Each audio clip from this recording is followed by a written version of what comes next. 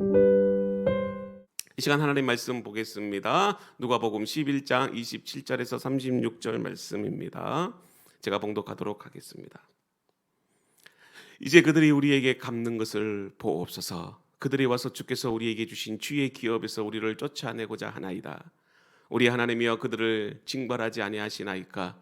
우리를 치러 온 이 큰 무리를 우리가 대적할 능력이 없고 어떻게 할 줄 알지 못하옵고 오직 주만 바라보나이다 하고, 유다 모든 사람들이 그들의 아내와 자녀와 어린이와 더불어 여호와 앞에 섰더라. 여호와의 영이 회중 가운데서 레위 사람 야하시엘에게 임하였으니 그는 아삽 잔손 마따냐의 현손이요 여이엘의 증손이요 브나야의 손자요 부가엘의 아들이더라. 아하시엘이 이르러 온 유다와 예루살렘 주민과 여호사밧 왕이여 들을지어다. 여호와께서 이같이 너희에게 말씀하시기를 너희는 이 큰 무리로 말미암아 두려워하거나 놀라지 말라. 이 전쟁은 너희에게 속한 것이 아니요 하나님께 속한 것이니라. 아멘.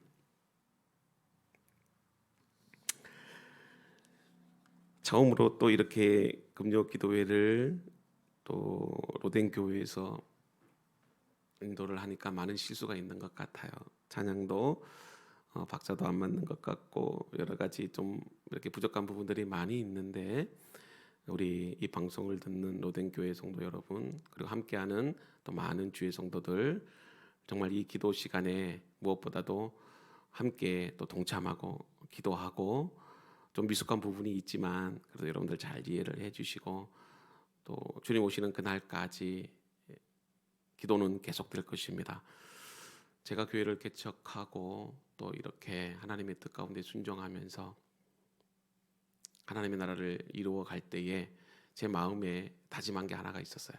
그거는 제가 서 있는, 제가 예배하는, 제가 목회하는 그 어느 삶의 현장이든 또 교회든 그곳에서 내가 하나님께 기도하겠습니다. 제가 이런 늘 다짐을 이렇게 하곤 합니다. 저는 우리 로덴 교회가 기도하는 교회가 되기를 원합니다. 저는 결코 기도하지 않고 어떤 일을 결정하거나 행하지 않겠습니다. 이 방송을 통해서 여러분들에게 선언하는 것이지만, 무슨 일이 있어도 기도보다 앞서지 않고 말씀보다 앞서지 않고 하나님의 그 뜻 가운데 제가 목회를 하고자 합니다. 이 금요 기도회도 많이 부족하고, 또 솔직히 표현하면 많은 또 스태프들이나 또 봉사자들 또 성도님들의 그런 도움이 필요해요. 그러나 그럼에도 불구하고 저는 기도하겠습니다. 여러분들도 삶의 현장에서 계속 기도해 주시고 정말 하나님의 나라와 의를 구하며, 우리 로덴 교회는 세계를 품고 기도하는 교회입니다. 여러분들도 열방을 품고 기도하는, 그리고 고통당하는 우리 주변의 이웃들을 향해서 함께 여러분들 기도하실 수 있는 그런 은혜로운 시간들이 되기를 바랍니다. 여러분, 하나님을 잘 믿는 사람에게도 시련이 올 수 있죠. 힘들고 지칠 때 가장 절실히 원하는 것이 무엇일까요? 그것은 위로입니다. 사람의 위로도 도움이 되지만 이것은 언제나 한계를 지닐 수밖에 없죠. 그런데 하나님은 모든 환난에서 우리를 위로해 주십니다. 이 사실을 어떻게 내 안에서 그 하나님의 위로가 진정한 위로가 될 수 있을까요? 저는 이렇게 말할 수 있습니다. 그거는 믿음입니다. 처음 제가 유학생 할 때 가장 힘들었던 것이 아이들을 학교에 보내는 것이었습니다. 낯선 환경, 그리고 무엇보다도 사람의 외모와 피부 색깔, 그리고 우리 아이들은 사람의 피부가 하얗고 또 그리고 새카만 이런 모습은 처음 보았어요. 특히 우리 둘째 주은이가 많이 긴장을 하고 힘들어했어요. 언제나 학교 가려면 학교 가기 싫다고 울었습니다. 그래서 엄마가 항상 학교에 같이 갔어요. 그리고 학교에서 아이들을 위해서 봉사활동을 하면서 우리 아이를 지켜보았습니다. 그런데 엄마가 곁에 있어서 그런지 아이는 울지 않았고 잘 적응해 나가는 것을 보았습니다. 낯설고 여러 가지 환경이 아이를 힘들게 한다 할지라도 엄마가 옆에 있다는 사실만으로 우리 아이는 큰 위로가 되었습니다. 오늘 본문의 주인공은 여호사밧입니다. 여호사밧은 남유다의 네 번째 왕이죠. 기원전 873년부터 849년까지 거의 25년을 통치하는데 성경은 그를 선한 왕이었다라고 그렇게 정의를 내립니다. 역대하 17장 3절과 4절을 보면은 여호와께서 여호사밧과 함께 하셨으니 이는 그가 그의 조상 다윗의 처음 길로 행하여 바알들에게 구하지 아니하고 오직 그의 아버지의 하나님께 구하며 그의 계명을 행하고 이스라엘의 행위를 따르지 아니하였음이라. 이 시간은 우리가 여호사밧에 대해서 잠깐 이야기를 나누려고 합니다. 역대하 18장에 보면 남유다 왕국의 왕이 여호사밧이 북이스라엘의 왕 아합과 이렇게 만나는 그런 어떤 장면이 나옵니다. 여러분들도 알고 있듯이 아합은 성경에 기록한 가장 악한 왕이었습니다.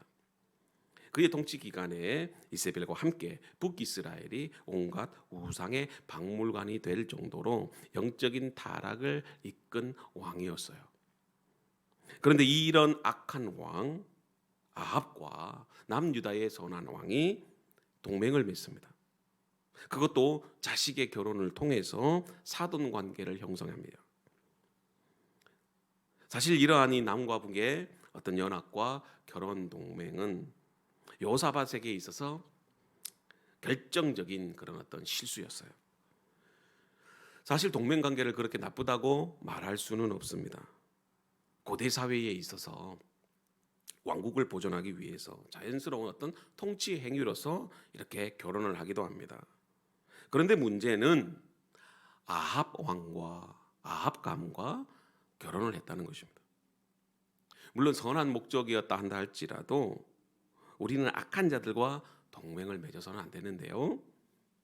왜냐하면 우리는 성과 악의 분명한 구별과 분리를 가지고 그렇게 살아야 됩니다. 사람의 방식으로 통치를 하려고 할 때에 악한 영은 반드시 우리를 넘어지게 합니다. 본문도 그것을 보여주는데 역대하 18장 2절과 3절에 보면 2년 후에 그가 사마리아의 아합에게 내려갔더니 아합이 그의 시중을 위하여 양과 소를 많이 잡고 함께 가서 길르앗 라모치기를 권하였더라. 이스라엘 왕 아합이 유다 왕 여호사밧에게 이르되 당신이 나와 함께 길르앗 라못으로 가시겠느냐 하니 여호사밧이 대답하되 나는 당신과 다름이 없고 내 백성은 당신의 백성과 다름이 없으니 당신과 함께 싸우리이다 하는지라. 지금 유다 여호사밧 왕과 동맹을 맺은 이 아합이 유다 왕에게 제안을 하죠. 원래 길르앗 라못은 우리 땅이었는데 그 땅을 같이 찾읍시다. 이렇게 제안을 해요. 아합이 여호사밧에게 함께 칠 것을 제안한 이 길르앗 라못은요, 유단 동편 갓 지파의 중요한 성읍이었어요. 또 국경지대에 위치해서 전략상으로 중요한 군사 요충지입니다. 그래서 아합은 이곳을 꼭 차지해야만 했어요. 그래서 그곳을 다시 얻으려고 하는데 계획하고 군사력이 강한 이 여호사밧에게 함께 동맹해서 그 땅을 차지하자 이렇게 제안을 합니다. 사실 동맹을 맺었다는 것은 서로 상대방이 무언가를 원할 때 그것을 들어주어야 할 의무와 책임이 있어요. 그래서 여호사밧 왕은 그 아합의 이 제안을 긍정적으로 수락했는지 아니면 고민해서 이렇게 수락했는지 거기에 대한 성경 말씀은 없는데 어떻게든 수락을 합니다. 물론 결론적으로 보면 이러한 동맹의 그런 어떤 결과는 잘못된 것이죠. 실수였어요. 그래요. 사람은 완벽하지 않습니다. 누구나 다 약점을 가지고 있어요. 다윗도 그랬고 본문의 여호사밧도 그럽니다. 아마도 여호사밧은 동맹을 한 후에 군사를 출정시키면서 자신의 잘못을 깨닫고 이 문제에 대해서 어떻게 해야 할지 아마 기도했을 것 같아요. 그게 역대하 18장 4절에 나옵니다. 여호사밧이 또 이스라엘 왕에게 이르되 청하건대 먼저 여호와의 말씀이 어떠하신지 오늘 물어보소서 하더라. 역시 기도자는 뭔가 달라도 다르다는 것을 우리는 알 수 있어요. 여호사밧은 기도자죠. 여러분 물론 실수할 때가 있어요.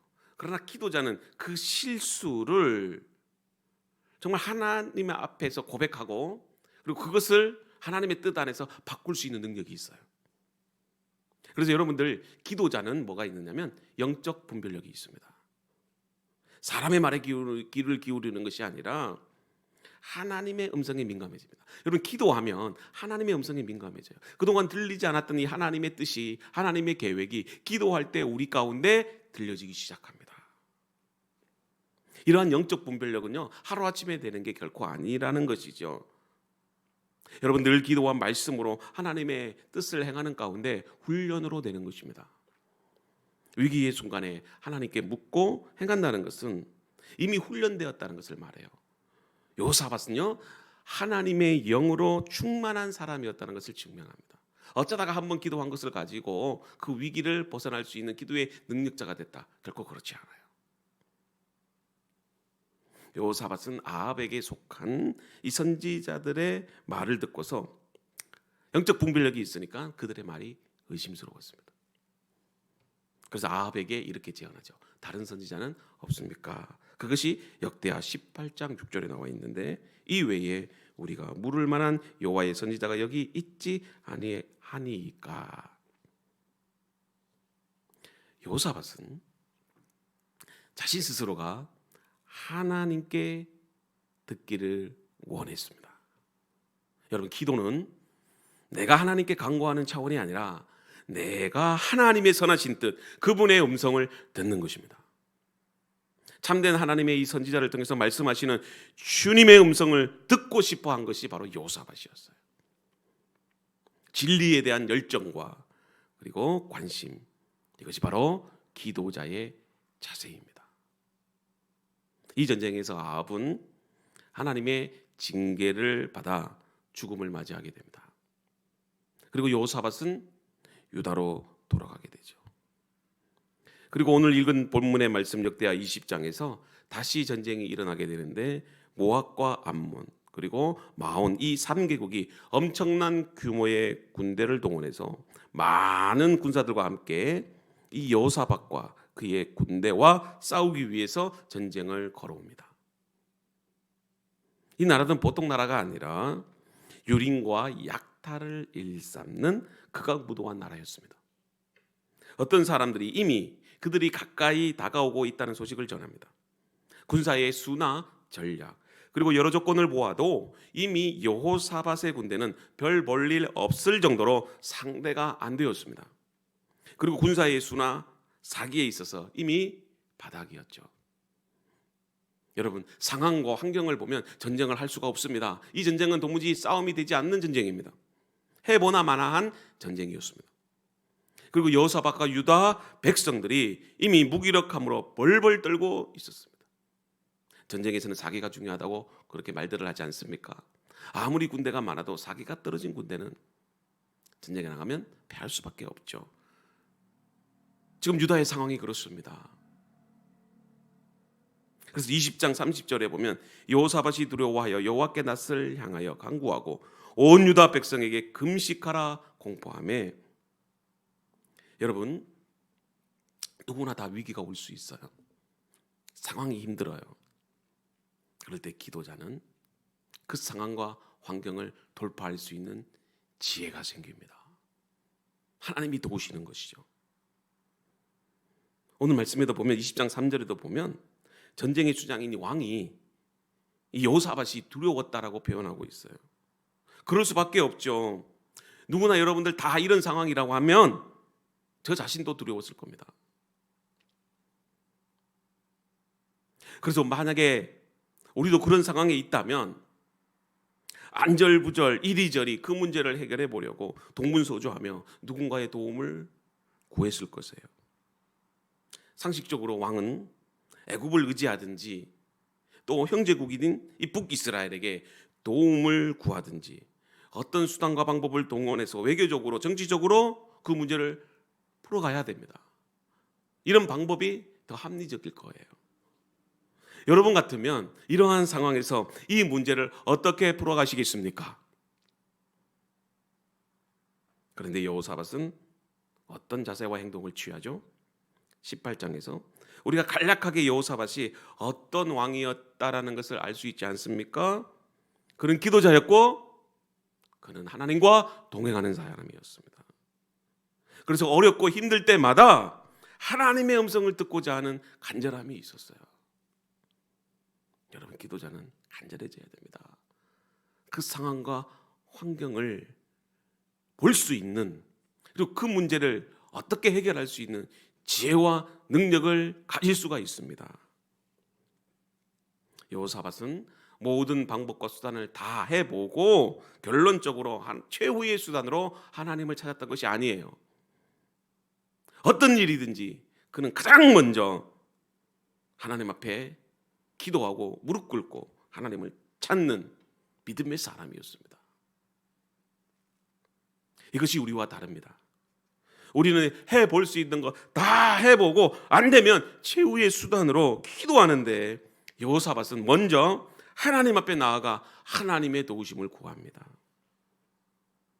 여러분, 시련과 환난 가운데 어려움 속에서 가장 먼저 해야 할 것이 있습니다.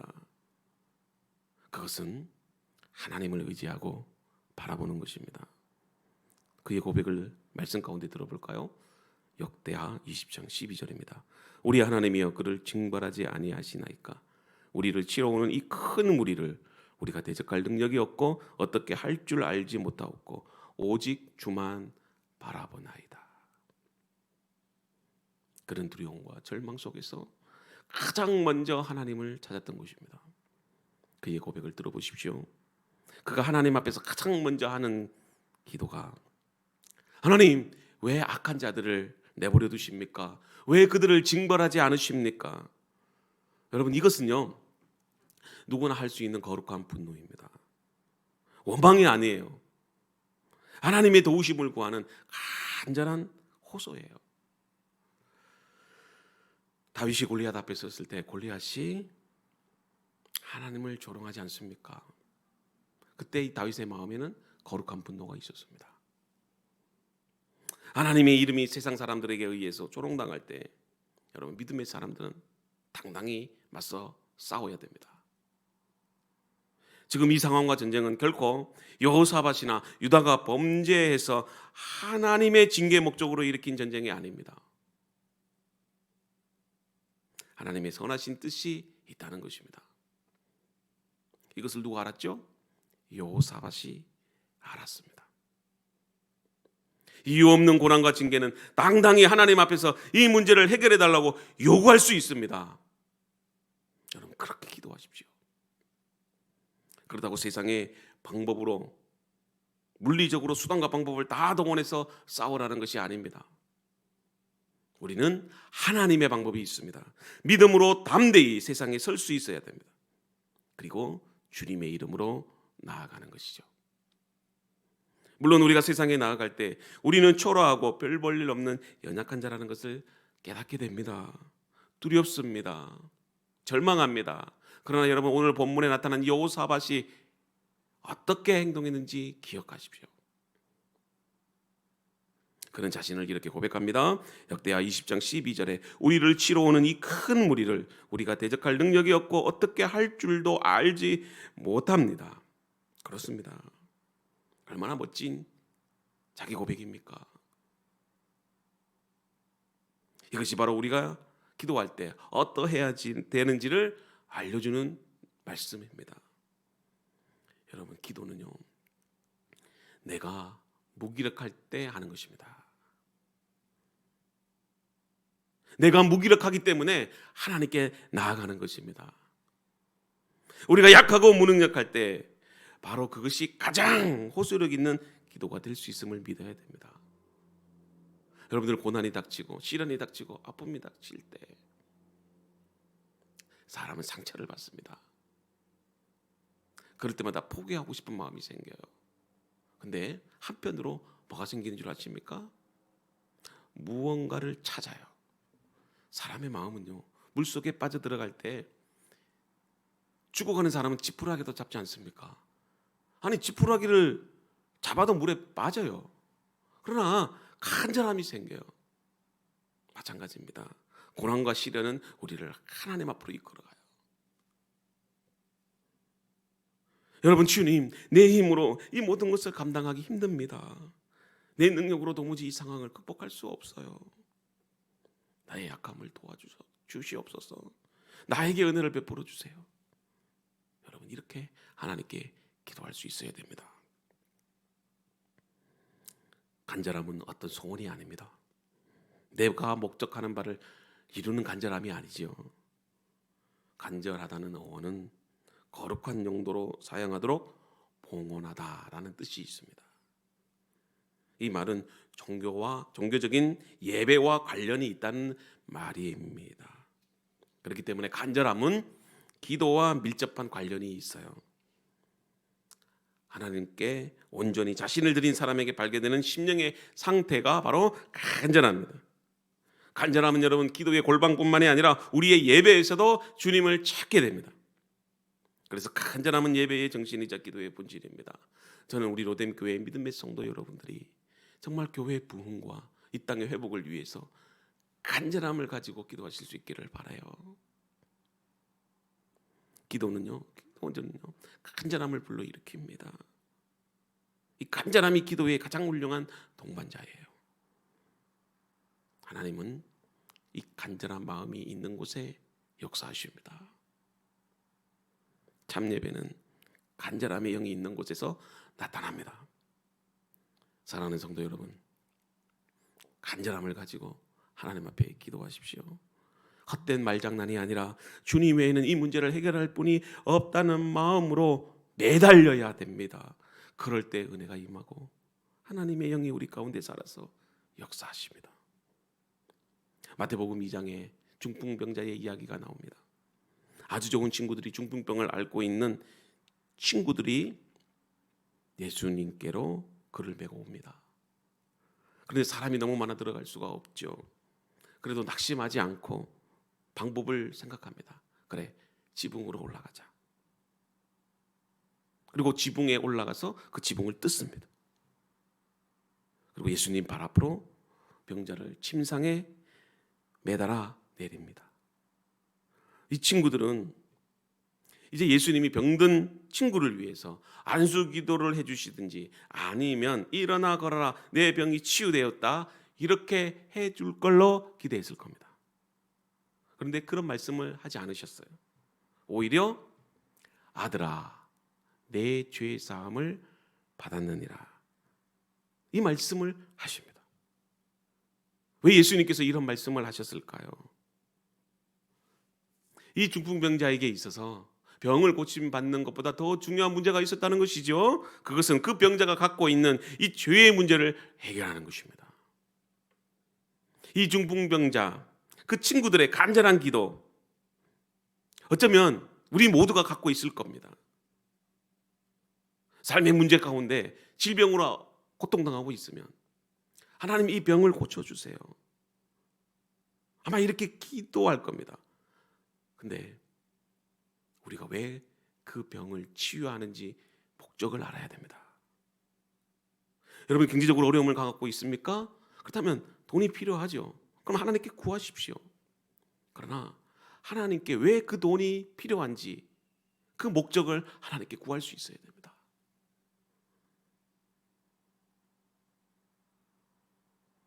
이 중풍병자는요, 마음속에 그가 병을 고침받는 것도 필요했지만 예수님을 바라보는 그 순간 뭘 느꼈습니까?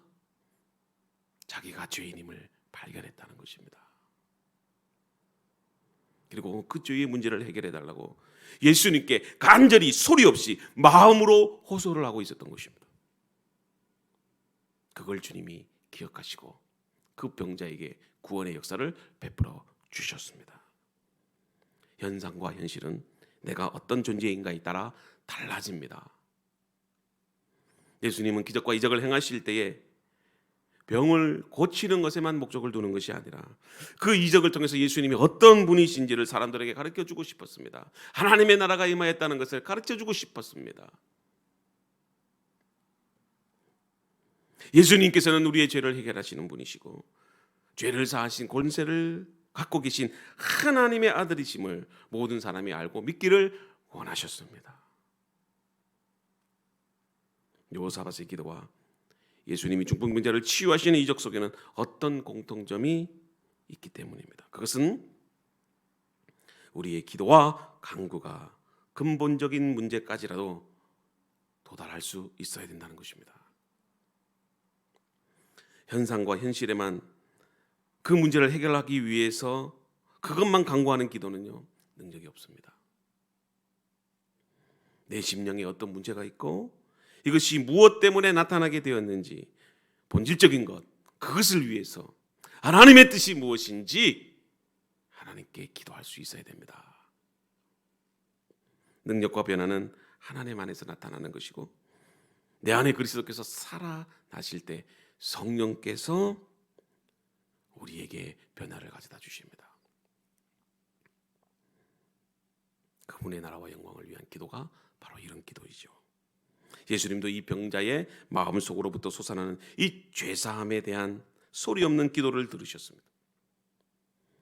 예수님은 그 기도를 응답해 주셨고 그 다음에 다른 기도도 들으시고 그의 건강을 회복시켜 주셨던 것이죠. 그러므로 기도는 하나님에 대한 우리의 분명한 마음의 태도입니다. 하나님을 하나님처럼 우리가 경외하는 마음과 사랑으로 섬기고 있는지 그것을 기도를 통해서 알 수 있습니다. 믿음이 약해지면 기도가 약해집니다. 점점 예배하기 싫어지고 기도하는 숫자가 줄어들게 되고 결국에는 기도를 포기해버리죠. 기도는 교만한 자는 결코 할 수 없습니다.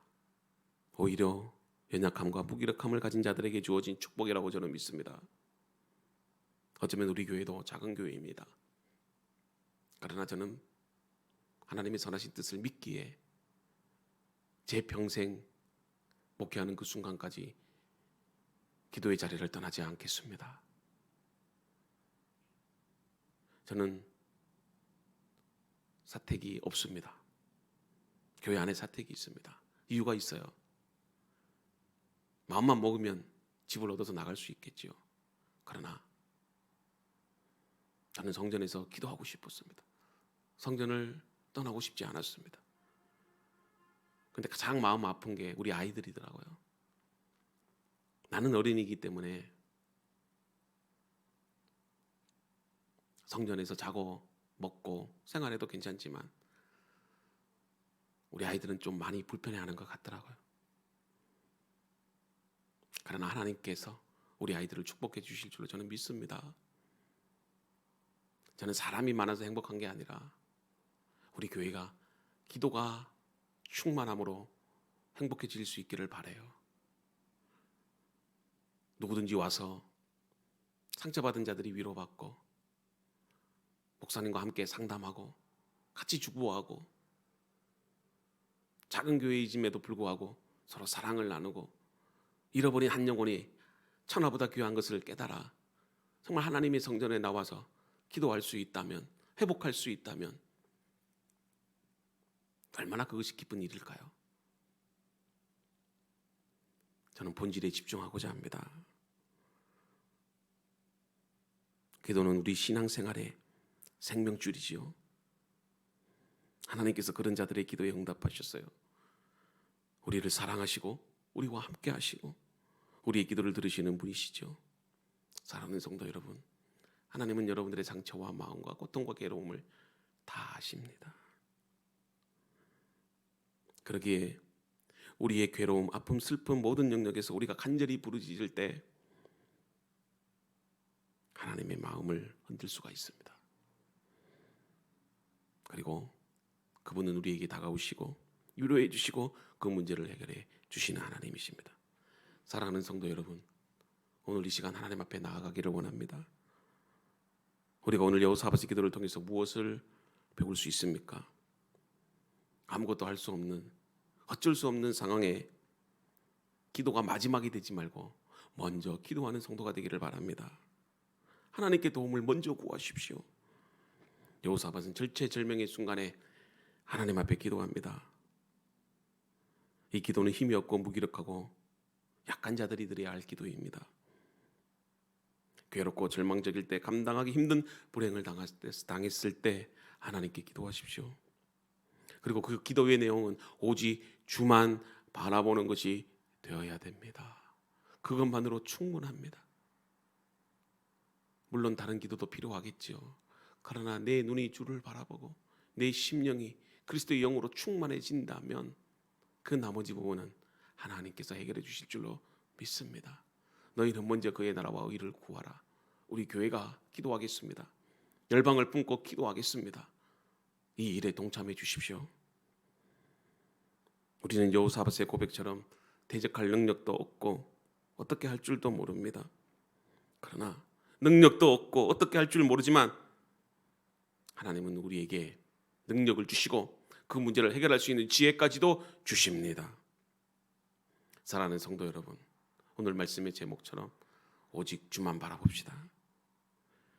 그리고 간절히 기도합시다. 하나님의 능력을 구하실 수 있기를 바랍니다.